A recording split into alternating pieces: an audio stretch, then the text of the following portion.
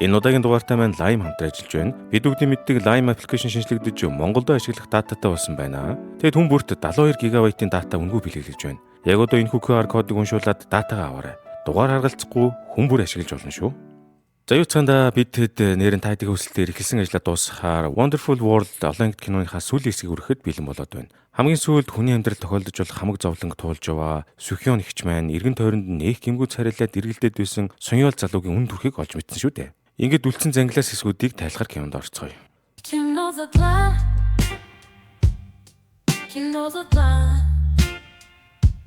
Сүхён Сонёолын үн төрхийг олж мэдснээс хойш анхудаа нүр нүрээ харж уулзахар болсон билээ. Капед уулзахдаа Сүхён Сонёолыг анхааралтай ширтэх чачиргалтай түүний жинхэнэ төр төрхийг гадралдаг болсноо ер нь ил гаргасангүй. Тэрээр хэлж байгаа. Чи намайг өмнөний хүүтэй уулзмаар байна гэж асууж байлоо. Тэгвэл надад тэр хүүд хэлэх хэдүүг байгаа тул дамжуулж өгнө үү? Хэрв тэр хүү надаас өшөө авахыг хүсэж байгаа бол намайг хүснээрээ зоож олно. Харин гэрүүлээр минь орлох хэрэггүй гэж дамжуулаарай. Хэмээн хүсв. Сонёол хариуд нь тэр хүү чинь таны гарт эцэг алдсан шүү дээ гэхэд нь Сүхён би тэгвэл аавын гарт хүүгээ алдсан. Бүр хүүхдээ шудраг усаар алдсан их хүн юу ч ихэд бэлэн байдаг юм а гэд хэлийг гиснээ хэлчихв. Хэдэн өдрийн дараа Сүхён өөрийн ээж болон хадам ээжигээ ураад нөхөртөөгөө хамт гэрүүлээрээ уламжлалт бариа цэцлийн эмнэлэг дээр ирдэгэ. Сүхён үсрэгт орж буй ээждээ хэлж байгаа. Одооноос би гэрүүлээ хамгаалнаа. Хэн ч хайртай хүмүүсийн минь амар амгалан босниулахыг зөвшөөрөхгүй гэж байна. Харин нөгөө талд хадам ээж нь суухаа үгээсэн гэж байгаа. Дүү чинь эмнэлэгт ажилладаг байхад заавал ийм газар ирэх хэрэг байсан юм уу? Чи үнэхээр Сүхёнд тийм хайртай юм уу гэж асуухад нь сухаа инээмсэглэн үнэндээ та анх надаас илүү Сүхёныг л гэдэг байсан биз дээ. Хэмээн хариулв. Түүний ингэж хэлхийг сонссон ээж нь нэрэл юу илээ гэж бодсон юу яасан Сүхёныг харах арц нь улам зөөлрч эхэлдэг. Нөгөө талд Сонёол бэлтгэл хийдэг өрөөндөө мишок балбаад хамаг уур хилэнгээ гаргаж байгаа харагдана. Тэрээр Сүхёны хийсэн үгийг бодох тусам хохирогчийн дүр тоглож байна гэж бухимдах ба нөгөө талаараа өөрийнхөө аавыг хөнөөсөн хүнийг өрөвдөх гэж байгаа юм шиг санагдаад улам ихээр уурлах хаж. Нэрэн энэ бүх гэрэл зургуудыг мэргэжлийн камераар аваад ийш тийш нь илгээж надад байсан хэргийн эзэн хингэрийн төхөр чинь дахиад л Сонёол биш тарлаа. Хэд хоногийн дараа Сүхён өөрт нь анх Сонёолын хангийг олж өгсөн профессортой уулзаад яагаад буруу мэдээлэл өгч төөрөглөлтөөснийг асуухад профессор хариулж байгаа. За ёстой уучлаарай. Сонёол их хэцүү амьдрал туусан хүүхдтэй байгаамаа. Хамаатны дүүгийн маань сайн найз байсан учраас туслахаас өөр арга байсангүй гэж авч яана. За ямар ч тач Сүхён эцэст нь түүнийг тулгаж байгаад галаас амьд гарсан хүүхдийн жинхэнэ нэр хаягийг нь олж авч чадлаа. Тэр нь мэдээж нөгөө мөрөдөө тоглоомчин Минук шүү дээ. Үн зөв мэдээлэлтэй болсон Сүхён Минуктай очиж уулзан Хэнжо эгчийн эцсийн амьдрал хүртлээр гимшиж амьдэрсэн мөн уучлал өршөөл гуйсан талаар нь дуулгав.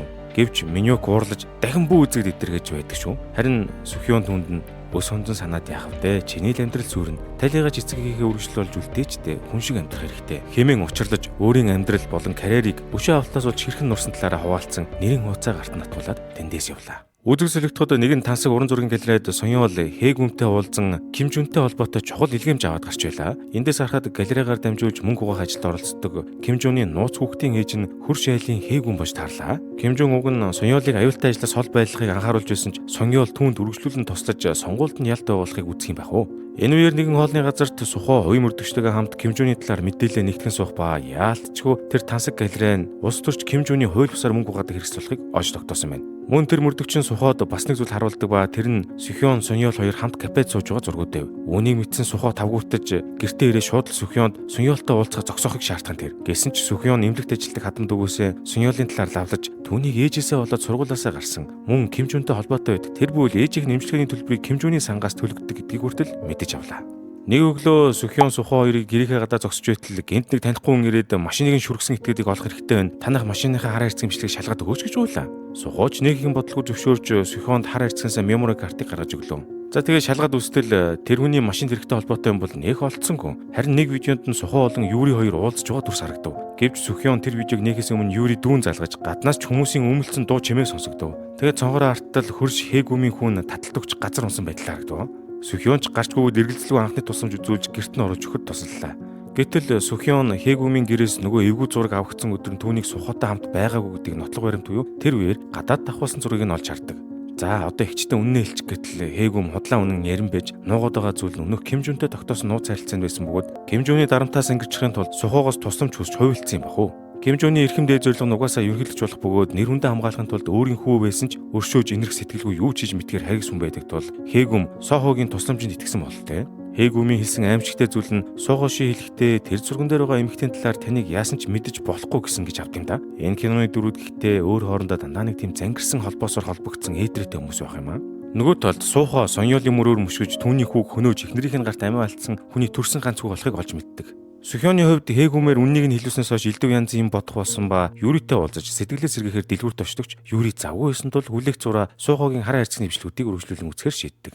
Тэгтэл энэ цаг мөчтөнд дэлгүүрт нь Юригийн төрсөн их болох айхтар нүүр хамаа будаж ирэмээрээ авчсан авгаа орж ирж байна. Удалгүй дэлгүүр дотор бөөн зодоонуудын үйл амайлан босон чимээ гарлаа. Сөхёонч гайхаад ухсгийн босох гэтэл компьютероос нь гинт Суухаа Юри хоёрын дотны харилцааг илчилсэн харилцан яриа сонсогдож мань хүн гүнж очирлох юм тэрэ. Юри дүүн ингэж байгаа. Игчд үннийг хэлье гэхэд нөхөр нь чи тэгэд өөрийгөө зурган дээр хэмхтэй гэдэг ишлэхэн зүгээр үү те гэл эвгүй үгүй мэрсэн угаасаа бичигдээд үлдсэн байна. Одоо өнгөрсөн. Гэхдээ энэ хоёр арай. Манай их чуг нь эцсийн хүртэл эднэрт итгэхийг хүссэн юмсан да.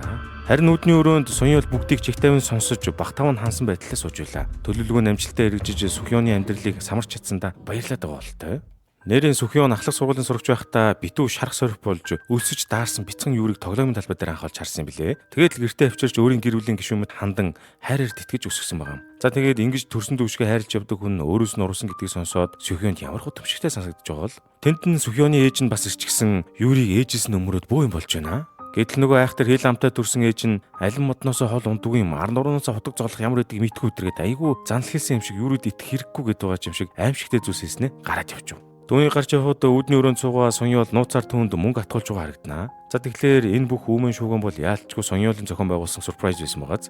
Үгээр зогсохгүй тэнд болж байгаа бүх үйл явдлын зургийг нууцаар аваад суухад илгээчихэж байгаа маа. Улмаар суухаа яарч сандарсаар Юригийн дэлгүүрт ирээд Сонёолыг ч гэсэн мөнгө тэнд байгааг олж хардаг. Энэ бүх үйл явдлын дараа Сөхёон Юритэй хоёулах нь үлддэг ба түүнд ингэж хэлж байгаа маа. Сухад хоёрын явдлын талаар би бүгдийг мэдсэн. Чамайг уужилж чадахгүй.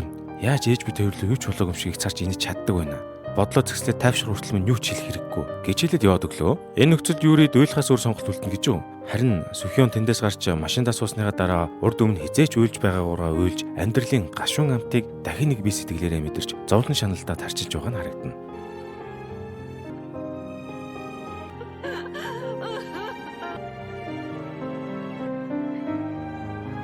Энэ Сонёол гэдэг нөхрийн эцсийн хязгаар нь аль хүрээд зогсох юм бол доо. Нөгөө талд нүур их газаргүй болсон Суухаа гэртээ харж Сөхёонтой нүр тулахаас өөр аргагүй болдгоо. Нөхөртөө итгэл нь тартагтаад болсон Сөхёон түнд хэлж байгаа. Хүүхдээ хүртэл алдаж амьдын там шатаж байхад яв гэж байхад яваад өгөхгүй яах гэж миний амьдрал дахин гарч иж гай тарж байгаа юм гэдэл уучлахаас эрс татгалзаж уур бухимдлаа илэрхийлэх ба сухууч өвдөг цөхрөн сууж уучлалтгүйж өршөөл өгөх хэрэггүй байгаа да харамсан сун. Дараагийн өдөр нь Сөхёон Юригийн төрсөн ээжтэй очиж уулзсан Юрид дахиж гар хүрэхгүй байхыг сануулв. Гэтэл нөгөө агуу чинь зүгээр байсангүй. Суухаа Юри хоёрын харилцааг сөхөх гэж оролдох ба Сөхёонч би бүгдийг нь мэдж байгаа гэж хариулаад тэндээс явлаа. Ер нь бол Сөхёон өөрийн амьдралд нь үсээд бүхий л инх замраагүй байдлын цаад эзэн Сонёол гэдгийг маш сайн гадарлаж байгаа маа. Тэр өдрөө Сөхёон Сонёолыг алслагдмал хол нуурын иргэд дуудаж уулзлаа. Өстөн дайснуудын хуваар дүр эсэхгүй уулзаж байгаа анхны уулзчтэй. Сонёол түүнд хэлж байгаа. Нэг өхөл илүү том өхлийг дагуулдаг гэж мэдхүн. Энэ эзэнгүү газар хүн алсан байхад хинч мэдхгүй гэхэд Сөхёон түүнээс огтхон ч айсангүй харин ч тайвнаар үүх шиг амархан зүйл байхгүй. Харин амьдрал дээр хүмүүс их зовлон туулах хэрэгтэй болдог. Би бол юунаас ч яхаа билээ дуудаж байгаа юм. Зүг сэтгэлийг минь хинч мохож чадахгүй хэмээн маш философийн шинжтэй үг гэлээ. Тэр өөрөө Суухаа Сонёолын ажил дээр нь очиж анхудаа түүнтэй нүүр тулан ярилцахдаа ингэж хэллээ. Чи өшөө авмаар бол надаас аваа. Харин эхнэрээр минь орлох хэрэггүй. Надад ажил карьер огт хамаа алга. Эхнэрийг минь 50 мөрөх гэж хэлэн дээрээ. Түүний дараахан Сонёол нэмлэг тэтвчүү ээж дээр ирж шин гутал авчирч өгөөд хамтдаа аялалд явахыг хүсэж байгаагаа шинэн сун. Тэгснэ Сөхёон гэдэг эмэгтэй нулимсыг таниахтай харьцуулах юм биш. Заавал төлөөсийг нь төлөвлөнө гэх нэ. Удалгүй хөршүүхэн хээгүүм чинь Сухаа мөртөгч хоёртой нийлж байгаад Ким Жуны нэр хүндийг унгах төлөвлөгөөнд оролцохоор боллоо. Тэд Сухаагийн хөдөлдөг телевизэн шоунд Ким Жунийг оролцох үеэр нь хамаг булгайг нэлчилгээр төлөвлөж байв. Харамсалтай нь Сонёол энэ тухай олж мэдээ шууд Ким Жунд мэдэгдээд шавар ачиж байгаа. Өдөр хоног өнгөрөх тусам Юри хийсэн зүйлдээ гэмшиж эгчээсээ уучлахгүйсаар байсан ч Сөхёоны сэтгэлийн гомдол хэвээр л байлаа. Гэсэн ч Юрийг төрсөн охин шигээ сандаг ээжийнхээ сэтгэлийг бодолцож түүнд цаашид эгчийн сэтгэлээр хандахаар шийддэг.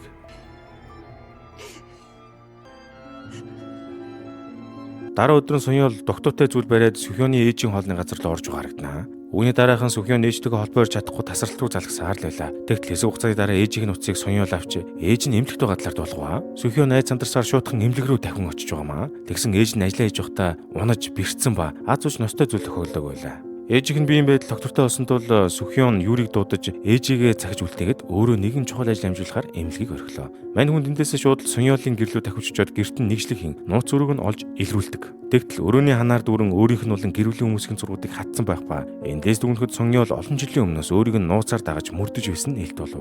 Удалгүй сухоо хөрш айлын хээгүүм хувийн мөрдөгч гурвын төлөвлөгөө хэрэгжих цаг мөч ирлээ. Гэвч Ким Жун тэдний төлөвлөгөөг өөртөө мэдчихсэн тул нүүр бардам нэвтрүүлэгт орох гээд ирж байгаамаа. Нэвтрүүлгийн хамгийн сүүлийн асуулт болох суухоо Ким Жунээс хууль бус хөрөнгөхийн талаар асууж гэрчээс мэдүүлэг өгөх хээгүүмийг оролцуулах төлөвлөгөөтэй байсан боловч Ким Жуны хүмүүс хээгүүмийг амжиж барьцаасан тул тэдний төлөвлөгөө бүтлгүүтг нь тодорхойллоо. Ингээд нэвтрүүлгийн дагуу асуултаа тавихаас өөр аргагүй төрч Ким Жун ч олон нийтээс нэлээд сайшаал магтаал хүртдэг. Ярилцлага дуусны дараа Ким Жун бүр нэг багт таван хансан байдалтай суухатай уулзсан хадам дүүтэйгээ хамт байгаа нөгөө зургийг нь харууллангаа. Надад ажилдаг хүүхэд энэ зургийг олж өглөө. Би чам руу наад зургийг чинь явуулаагүй байгаа зү. Энэ зураг ингэж их хэрэг болох өдөр ирнэ гэж хэн мэдлээ. Ухааны мэлэд их л басамжилж байгаа харагдана. Удалгүй Ким Жун Сонёолыг Вип Wall хийдэг газараа дуудаж аавынх нь хэргийг нааштайгаар шийдвэрлэхэд оролцсон өмгөөлөгч шүүгч хуульчдтай танилцууллаа. Уг нь Сонёолын ээж хүүдээ хэлсэн байгаа. Сөхионоос өшөө авах хэрэггүй хэмээн амжилан цагж байсан юм билээ. Даанч одоо тийм том арт талтай болсон хүн чинь юунаасаа айх вүлээ дээ. Сөхионоос өшөө авах хүсэл нь улам дүрлцэтэл байлаа.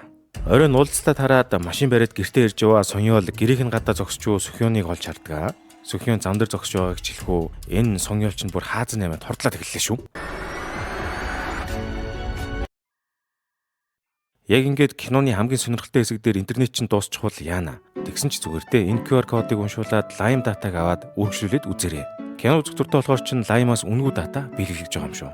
За одоо уцаад кинонд орцгоё. Нэрээ нөгөө Сонёол зөвлөгч нь хүн дайрах шахам тулаа зогслоо газар байна. Арайч дайрцсангүй. Ер нь бол түүнд машинаараа шууд мөргөд ачиж гэсэн антын бодол хормын төдий төрсөн бололтой. Эцэст нь машинаасаа бууж түүнтэй ярилцахад Сөхион сүүлийн үед өөртөө тохиолдож буй бүхнийг Сонёолын үлдсэн хэрэг болохыг мэднэ гэдгээ мөн ээжийг нь усын талаар сэжигтэй зүйлсүүд олж мэдсэн талаараа дуулгаж өшөө автаас сууж амьдралаа сүрүүлэхийг хүсэхгүй байхыг анхааруулв.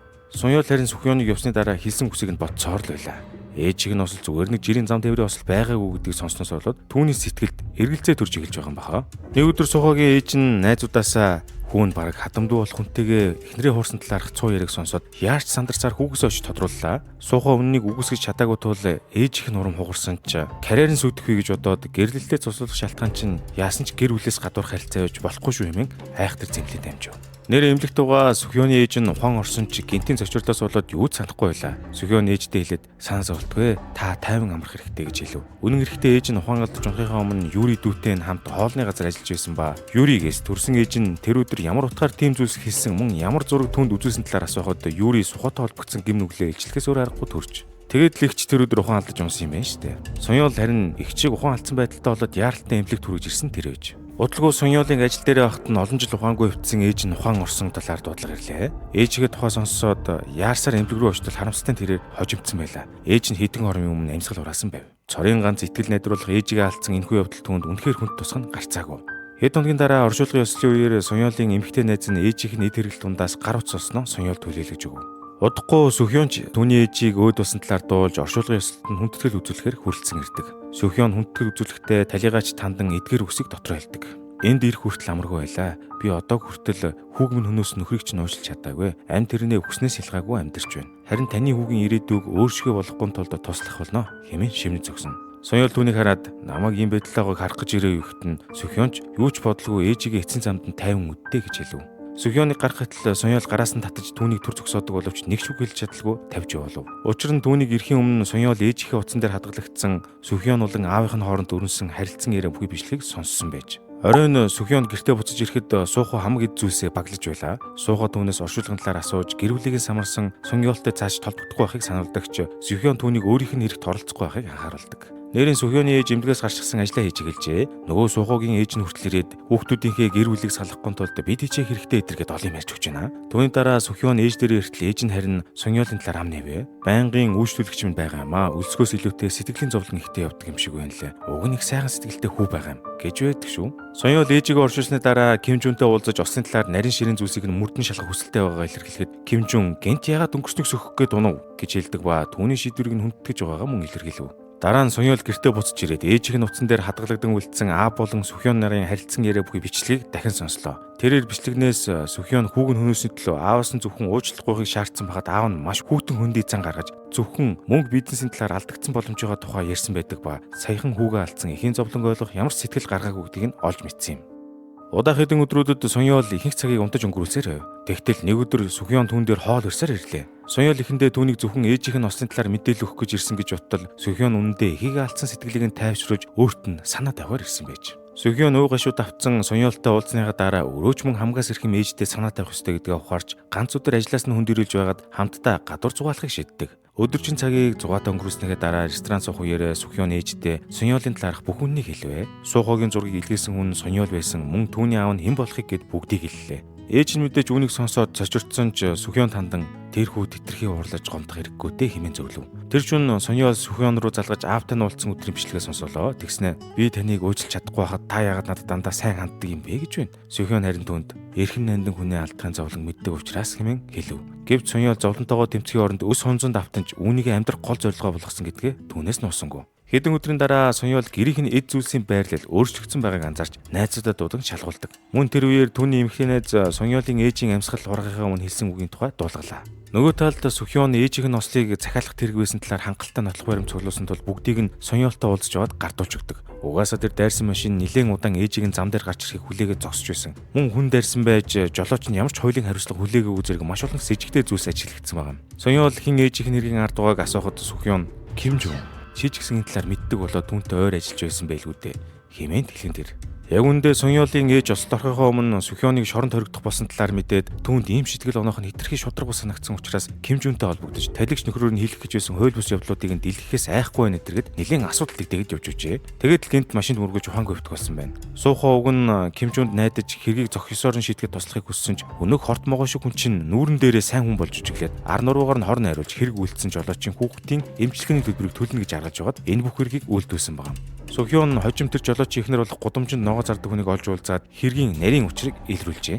Нөгөөдгөр сонгуулийн ажилгээд завгүй байгаа Ким Жун Сонёолыг ээжийнхээ хэргийг дахин сөхөхтэй холбоотойгоор түүнийг бас мөрдөж Сөхионтой уулзаад байгааг нь гар хөл болсон хүмүүсээр дамжуулаад олж мэддэг.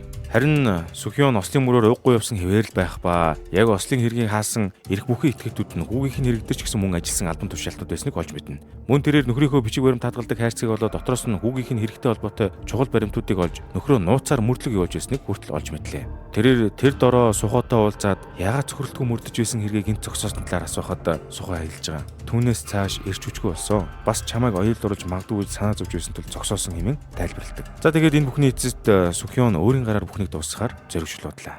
Удалгүй Сухаа Ким Жунтэй тохиролцоо хийж сонгуулийн мөрийн хөтөлбөрт нь хамтран зүтгэхэр боллоо. Учир нь Сухаа устдаа яар маш нэр хүнд сайтай чадварлаг сэтгүүлчдийн тэргэн үгнэнд бичигддэг учраас сонгуулийн ялалтанд нь эерэг нөлөө үзүүлэх магадaltaй байна. Ким Жуны хэлж байгаагаар хэрэгтэй үедээ дайснаач дэрэгдээ байлгаж хэрэггүй үедээ нөхрөөч хайж болдог ус төрийн бичигдээгүй дүрмтэй боллоо. Энэ зур Сонёол ээжийнхээ шудраг усаар амнасаа алдсныг хүлээн зөвшөөрч чадахгүй байсан тул Ким Жуны эсрэг төлөвлөгөө боловсруулж гэллээ.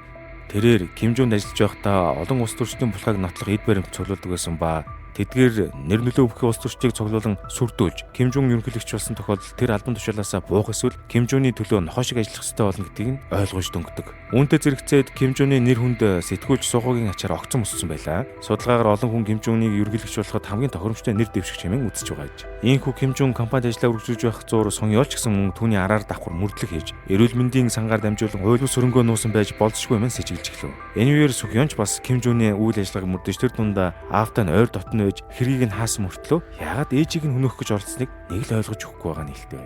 Нэг өдөр Сонёол Сөхионтой уулзахдаа ээж нь амьсгал хураахаас өмнө таблет гэж хэлсэн тухай түүнд дуулгадаг бөгөөд Сонёол тажиргалтай санагдаж байгаа шалтгаан нь ээж нь хэзээ ч тиймэрхүү төхөөрөмж ашигладаггүй гэжээ. Энэ талаар сонссон Сөхион тэр таблетыг Ким Жуны гэмтэргийг илэргүүлэх гол хэрэгсэл байгаас зайлахгүй гэж бат итгэж хэллээ. Дараахан Сөхион хөрш Хээгүмтэйгээ таарлцсан бөгөөд Хээгүм түнд мөрөөр амьдрий гэж бодож байвал Ким Жун гэдэг хүнээс хол байхыг анхааруулдаг. Гэвч Сөхион тэнгэр нурж байсан ч би даасан мөрдлөгөө үргэлжлүүлэхээр сэтгэл шилжүүлсэн байгаа шүү дээ. Нэг өдөр Хээгүм нүүх бэлтгэлээ хийж байхдаа Сөхионы гэрийн үүдэнд ирж хүн амиа алдаг өдрөө таблет төрөөд гүйж явсан талаар хэлдэг. Түүний хэлсэн үг Сөхионы анхаарлыг татаж мань хүн тэр даруй таблетыг нэрэлт гарлаа. Тэр таблет дээр чухам ямар нууц мэдээлэлүүд дагуулж байсан юм бол тоо. Энэ зур Юри Сөхионы ээжийн ресторанд очтол ээж нь өнөөдөр Сөхионы төрсөн өдөр чи менежер нь байж марччаа юу? Суухо Гомву хоёрт нэмээ тоол хийчихээ идэргээд маш хачин жигтэй зам байдал гаргаад зээхүүгээ нас усныг хүртэл санахгүй болсон мэт санагдав. Түүний ийм байдлыг харсан Юри маш ихээр санаа зовж эхэллээ. Удалгүй Сөхион Сонёолтой уулзахаар гэртэн давхиад очдог ба ээжийнх нь хамгийн сүүлд дурдсан таблет нь хүүгийнх нь байж магадгүй хэмээн хэлв. Сонёол харин ээжийнхээ утсан дээрх бичлэгүүдийг сонсч байгаад ээжийг нь бэлгэлсэн зүйлтэй холбоотой өрнөг нууцыг олж мэдснээ хэллээ. Тэр зүйлтийг задлаад үзтэл дотроос нь memory card гард ирлээ шүү. Тэр memory card-ыг компьютер толгой шалгаж үзтэл хүүгийн таблетыг тушаасан байж болох ламбардны газрын мэдээллийг олдог. За тэгээд энэ хоёр маань шууд ламбардны хаягаар нь яваад очие гэж бодлого л яах вэ? Ким Жуны хүмүүс тэдний араас дагаастай байгааг ажигласан Сонёол моциклаараа тэднийг хааж Сөхионы замыг чөлөөллөө. Гэвч тэгснээс манай хоёр чинь одоо аль хэдийн нэгдлийн хүмүүс болоо юу та. Сүхён ламбардны газарт очиод эцэст нь хүүгийнхээ таблетыг олж авлаа хөрхий. Гэртээ ирээд арайхийн олж авсан хүүгийнхээ таблетыг их нандин нь тэрвэрч байгаад асааж үстэл хүүгийнх нь бага насны хөөрхөн зураг татгалагдсан үлджээ. Удалгүй хамгийн сүүлийн бичлэг рүү нортол Сонёолын аав ба Ким Жун нарын хоолой сонсогдож яг үнэндээ ослыг Ким Жун үлдсэн тодорхой болов. За тэгэхээр өнгөрсөн чухам юу болсон бэ гэхээр Гонву нас орсон өдөр Ким Жун болон Сонёолын аав нар төрийн өндөр албан тушаалтнуудтай хамт архитан цогтурч байжээ. Хамгийн хачиргалтай нь үүний дараа Ким Жун цогтуугаар жолоо ирж яваад Гонвуг дайрчихсан юм байна шүү дээ. Тэгснээ өвчтөе хүү буюу Сонёолыг эргээд нэмлэг тавьж байсан Кван Жи Үн рүү уц цохиж хүүхэд дайрсан хэрэгээ талаар доолгосон байна. Живүнч Ким Жуны дуудлагаар очиж угаас хүнд өвчтэй байсан тул хэргийг нь өөр дээр авч түүнтэй тохиролцсон ээжээ. Үүний хариуд Ким Жун Сонёолын зүрх шилжүүлэн суулгах эмчилгээний зардлыг төлье гэж амласан байна. Улмаар Живүн хөөрхий Гонвуг нэг мөсөн гүцэд дайраад гудамжинд орхиод явсан аж. Ийхүү энэ үдэш Сүхён болон Сонёол нар аимшигт хэргийн занглааны учрыг тайлсан ч асар их уу гашууд автцгааж байлаа. Сүхёны харуулсан уйлахыг сонссон Сонёолч түүний зовлон шаналлыг ойлгохын дээр ойлгоо эзээ. Энэ цаг үеэр хэвлэл мэдээлэлээр Ким Жуныг ерөнхийлөгчийн сонгуульд ялт байгуулах боломжийг битүү мэдээлж олон хүн түүнийг дараагийн ерөнхийлөгч болно гэж итгэж байлаа. Харин Суухо Ким Жунтэй эргэл буцалгүй хамтран зүтгэж байгаа нь харагдана. Сүхён харин ноцтой баримт нотлохоо бүхий таблетыг аюулгүй хадгалах Ким Жуны дарамт шахалтыг давж гарах зэрэг хүнд нөхцөл байсан ч чимээгүй сухыг хүссэнгүй. Тэр бусдын амьдралыг сүйтгэсэн хүн ерөнхийлөгч болох ёсгүй гэж үзсэн учраас тэмцлээ үргэлжлүүлэхээр шийддэг. Улмаар Сүхён хүүгийнхээ ослын хэргийг дахин нээх хүсэлтэд цагдаагийн газар өгдөгөө. Энэ үеэр Сүхёны ээж Альцгеймерийн өвчнөөсөө болж мөн зовж шаналж байлаа. Гэхдээ охиныхоо санааг зовохыг хүсээгүй тул өвчнөө нууж өөрөө мэдээд эмнэлэг явахаар шийддэг. Сонёол харин Гонвугийн үхэлд өөрийгөө буруутай мэд санах болж Гонвугийн булшийг эргэж тойроод явж байгаа нь харагдана. Мөн тэрээр Сүхёнтой уулзаж бичлэгийг нь давхар сонссноо хэлж түүнээс бүх зүйлийн төлөө уучлалгав. Сүхён харин энэ бүхэнд түүнийг буруугүй гэдгийг хэлээд өөрийнх нь өнгөрсөнд хийсэн сонголт ч гэсэн мөн түүнд зовлон шанал авчирсанд уучлал хүсэн тэр. Улмаар тэд хүчээ хавсарч Ким Жуны жигшүүр тэргүүдийг ичлэхийн төлөө хамтран ажиллахаар тохиролцлоо. Сүхён Ким Жуны хууль бус үйлдэлийг ичлэхээр хэвлэлийн хурд зарласан ч бүх сэтгүүлчид хэвлэл мэдээлэх нь Ким Жуны талд орж нөгөө Сонёолын ээжийн хэрийг нийтлсэн сэтгүүлчээс өөр хинч түүний зарласан хуралд очисонгүй. Оройн гэртээ эртэл Сэпэнд хадгалсан хүүгийнхээ таблет алга болж мэдээж нөхөр нь Ким Жуны даалгавраар таблетыг олж аваад Ким Жунч өнөөхийг нь устгад оруулж байгаа харагдана. Суухач үйлдэлсэн хэрэгээ тайлбарлахаар Сүхёнтой ирж уулзахдаа одоо бол надад чамайг хамгаалах нь хамгийн чухлаа. Тиймээс Ким Жуны эсрэг сөрөөд хэрэггүй. Зүгээр өнгөрснийг мартаад бүхнийг шинээр эхлэхэд нь Сүхён хариуд нь би хүүг маань хөнөөсөн хүнийг ерөнхийлөгч болохыг твшиж чадахгүй хэмээн түүнийг эрс нийцав. Дараагийн хэдэн өдөр Сонёол болон түүний найзууд Ким Жуны үүсгэн байгуулсан мөн угааж хууль бус үйл ажиллагаа эрхэлдэг Жунсон сангийн хохирогчдыг цуглуулан уулзалт хийж эхлэв. Эхэндээ хохирогчид гарын үсэг зурхаас татгалзаж байсан ч Сонёолын Ким Жунээс болж хэрэг зовж шаналсан талаарх бодит түүхийг сонсоод түүний талд орж туслахыг зөвшөөрдөг. Хохирогчдоос хангалттай гомдол мэдүүлэг цугласны дараа Сонёол бүгдийг нь Сүхёнд гардуулан өглөө. Тэр өрөөнөө Сүхён ээжийнхээ гэрт очтол гэр нь эмх замбраагүй болж ээж нь эзгүй байва. Ээж нь олдохгүй байсан тул Сүхён сандарч гадуур баахан хайжгүйлээ. Эцэст нь ээжигээ цэцэрлэг туйлээ сууж байгааг олж хардаг. Сүхён юу болсон талаар асуухад ээж нь Гонвуг амьд байгаа мэтээр яриад хайгаад олохгүй гэж хэллээ. Энэ мөчтөл Сүхён ээжийнх нь эрүүл мэндэд ямар нэгэн ностой асуудал үүсэж байгааг ойлгож авдаг. Дараа өдөр нь Сүхён хэвлэлийн багварал зарлаж зохиол бүтээлийн ажлаа үргэлжлүүлэхээр болсноо зарлалаа. Олон нийт хэвлэл мэдээллийн анхаарлыг энэ аргаар татаж Ким Жуны хууль бус ажиллагааг ичлэх боломж гэж харж байгаа бололтой. Хэвлэлийн урлын үеэр Сүхён шинэхэн ном нь бодит үйл явдлаас сэтгүүлсэн буюу хүү Гонвугийн үхлийн жинхэнэ буруут нь ерөнхийлөгчийн сонгуульд нэр дэвшигч Ким Жун хэмээн зарладаг.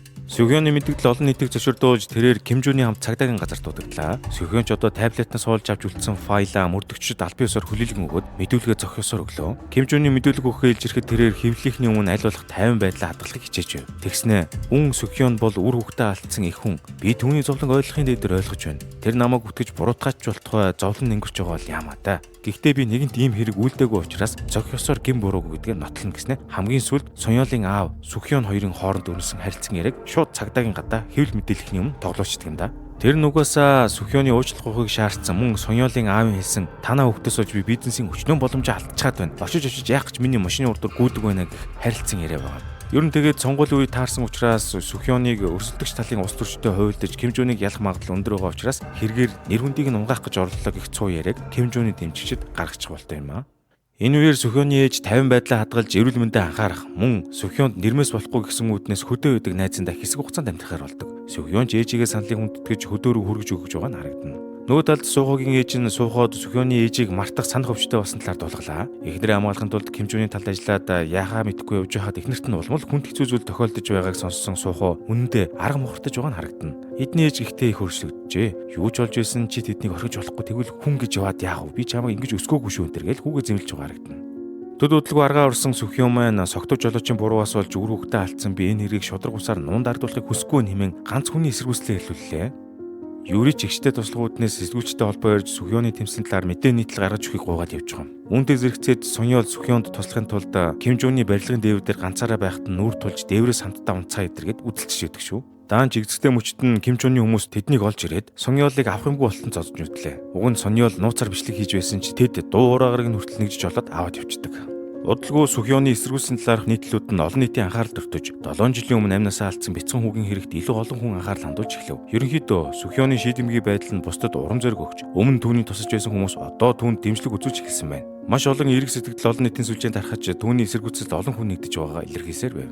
Яг үнтэй зэрэгцээд мэдээж Ким Жуны PR баг яаж зүгээр сохов бөөн трол хаягууд үүсгэж байгаа сүрсэн базаа хийж эхэлдэг. Гэхдээ яг Сүхёныг органикаар дэмжиж өргөд цуглаад бүр хамтдаа зогсдог боллоо. Даамж Ким Жуны дэмжигчид ирээд хүчээр тэдний эсэргүүцлийг тараах гэж үзэж явах шиг. Хэдийгээр үүмэн самун дэгдэх гэж оролцсон ч өшөө олон дэмжигчдээс гадна Сугагийн найзууд хүртэл зөв цагтаа ирж тэдний балмад үйлдэлийг таслан зогсоож дөнгөлөө. Ийхүү түүний дэмжигчдийн тоо улам нэмэгдэж цас бороо үйл ажиллагаа мөр зэрэгцэн зогсцгоно. Хэсэг хугацааны дараа Ким Жуны сонгуулийн кампанит ажил нь оргил үедээ хүрчээ. Нэг удаа орой мэдээ дамжуулалтын үеэр Суухо Ким Жуныг Гомогийн үхэлд буруутай болохыг нотолсон бичлэгийг цацгах гэж угаа мэдэгддэг. Яг үндэ Суухо ч анханасаа Ким Жунийг буулгаж авах зорилготойгоор ойрцсон юм байна шүү дээ. Улмаар нөгөө мөрдөгч Хансан болон Сонёлтой хүч авсарч Ким Жуны бусрамг эргүүдийг илрүүлэхээр төлөвлөж байсан бөгөөд энэ бүх хугацаанд Ким Жуны талд байгаа мэтэр жүжиж байсан юм байна хөө. За тэгэхэд Ким Жуны яг дэмжигчтэйгээ уулзтайж байхад нь том дэлгэцээр энэхүү бичлэг засагдаж тэнд цугласан хүмүүст бөгцөл ойлгомжтой болсон тул бүгд түүнийг орхин оцгож байгаа юм. Харин энэ мэдээний дараа Суухо ажлаас халагдах өргөдлөө ширээн дээр үлдээгээд студио орхин гарч байгаа нь харагдана. Ким Жунийг буулган авахд бас нэг тус болсон хүн бол Ким Жуны хамгийн ойр байдаг нарийн бичиг хүүх юм. Сонёл түүнтэй тусдаа уулзахдаа Ким Жуны мөхөл ойртож үг сануулж өөрт нь тус ууж нууц бичлэгүүд хийх чиглэл өгсөн байна. Ийхүү санаамууд яван хатна гэдэг шиг Ким Жун ойр ганцаараа оцорлоо. Нэвтрүүлэг амжилттай болж олон хүн Сүхёны талд орж байгаамаа. Мөн цагдаа нар Ким Жуныг баривчлан цагдаагийн газар руу авч явлаа. Ким Жуныг цагдаад баривчлагч юу мэдээг үтсэн Сүхёны дэмжигчид зоригтой өрч чухам баяр хөөр болж байна. Хэдэн өдрийн дараа гэхэд Ким Жуны гомуу хөнөөсөн хэргийн шүүх хурал болж бүх гэрчүүд мэдүүлэг өгч түүний гин бүрэг нотлох хангалттай баримтуудыг танилцуулдаг. Соёл мэдүүлэг өгөх үеэрээ энэ хүн миний зүрх шимжүүлэн суулгах мэс цастын төлбөрөөр 8-аас цааш аавыг минь өөрийнхөө өмнөөс хэрэгтэн болгосон. Мөн миний аавыг хөнөөсөн хүн муу байх ёстой гэж бодож байсан ч Сүхён сайн хүн байсан. Намайг анх удаа өөрийнхөө төлөө хүн шиг амьдр гэж тэр хэлсэн юм хэмээн сэтгэл хөдлөм үгийг хэлдэг. Улмаар шүүх хурлын төгсгөлд Ким Жуныг насаар нь хойрох ялаар шийтгэх тогтоол гарлаа. Эцэст нь Гомву хүүгийнхээ эргийг зогсосоор шийдвэрлэснээр Сүхён хичээмээ сэтгэл багш болтгой хөнгөрөх шиг боллоо. Шүүх хурлын дараа Сүхён Сухо хоёр кафед уулзсан суух ба Сүхён түүнд тослогддог өдөр хашааны хаалга дутуу хааж гарснаа хожим олж мэдсэн. Мөн энэ нь өөрийнх нь буруу байсан тухай хэлж тэр явдлыг мэдсэн хэрнээ өөрийг нь хамгаасаар байсан Суход талархлаа илэрхийлдэг. Сонёл харин шорон дөрөгдөж буй Ким Жунтэй очиж уулзахад өнөөх нь угаасаа ямар ч нэмэргүй байхад дав заалтсан хуулийн дагуу хэрэгтэн биш гэдгээ батлан нэтргээд ПД-гээ суучхыг хараад инээд нь хурж хуулийнхаа дагуу шийтгэлээ хүртдэг гэж хэлдэг. Удалгүй Сүхён Сүү хоёр дахиад нэг нуурын ирэг дээр эзгүй газар уулзаад зогсож байх ба бараг салах ёс хийх гэж уулзсан болтой шүү. Сүхён түн хэлж байгаа. Энэ бол хүсэл биелүүлдэг мод байгаамаа. Хатсан модчиг ганцаардаад байлгүй цэцэглэж нахиалаад амьдрсан шиг амьдарч эхлэе. Хүсэл мөрөөдөлтэй бол өөрөө өөрийгөө хайрл. Одооноос бүх зүйл сайхан болно гэж сургаалалж байгаа нь харагдана. 6 жилийн дараа Сүхёны хувьд ээж нь өвдсөн гэхээсээ илүүтэй өөрийн ад жаргалтай байсан цаг хугацаа руугаа буцсан мэт санагдуулжээ. Суугаар нь үргэлжлүүлэн сэтгүүл зүйн салбартаа ажилласаар л байгаа гэж. Юри болохоор өөрийн брэндтэй болж загвар зохион бүтээх салбар руу эргэлт хөтөлгөө орж ад жаргалтайгаар ажиж төржээ. Сүхёны хувьд амжилттай зохиолч төдийгүй асрамжийн газар нэн үйл ажиллагааг нь хариуцсан ажилтдаг болжээ. Мөн Юри дүүтэйгээ харилцаагаас сэргээж өнгөрсөн бүх гүрэг дурсамжаа мартахаар шийдсэн байв. Сонёл эцэст нь эмч болох хүсэл мөрөөдлөө дагж тэрээр нэг өрөө ажиллаа тарааж явж байтал Сүхён их чинь гайхамшиг ертөнц нэртэй номын нээлттэй хийж байгаа талаарх зарын самбарыг олж хараад түүнтэй уулзаар очдог. Тэд одоо нэгэнд өөр өөрсдийнхөө амар амгалан амьдралаар амьдарч эхэлсэн байна. Сүхён номондоо хүн ямар ч зовлон зэдвэр тохиолдсон бай, үргэлж урагшилж байх ёстой байдаг ба нэг өдөр л өвдөлт намжиж жаргах цаг ирэхийг үүсэх аргагүй юм аа. Зовж шаналжгүй тэр хүмүүст л энэ ертөнц илүү зөөлөн хандна гэдэгт итгэж байна нэмэн дурдсанаар киномын өндөрлөдөг. Ёс суртахууны хэм хэмжээсийг зөрчиж эрх мэдэл шунал хүсэл автвал эцэстээ юунд хүрэх вэ? Өөрийн үлдсэн гин буруугаа нуух гэж оролдох нь шүдэнцний савнд заа нухтай адил биш гэж юу? Мөн үзэн ядалт өшөө орслыг амьдралынхаа зорилго болгосноор та яг жаргалтай болох уу? Эсвэл уучрж өшөөх замыг сонгож өнгөрснийг өнгөрсөнд үлдээн одоо амар тайван амьдрах уу? Ингээд та бүхэн миний кино талаарх үзэл бодлоо бидэнтэй хуваалцаарай. Таалагдсан бол лайк, subscribe дарахаа бүү мартаарай.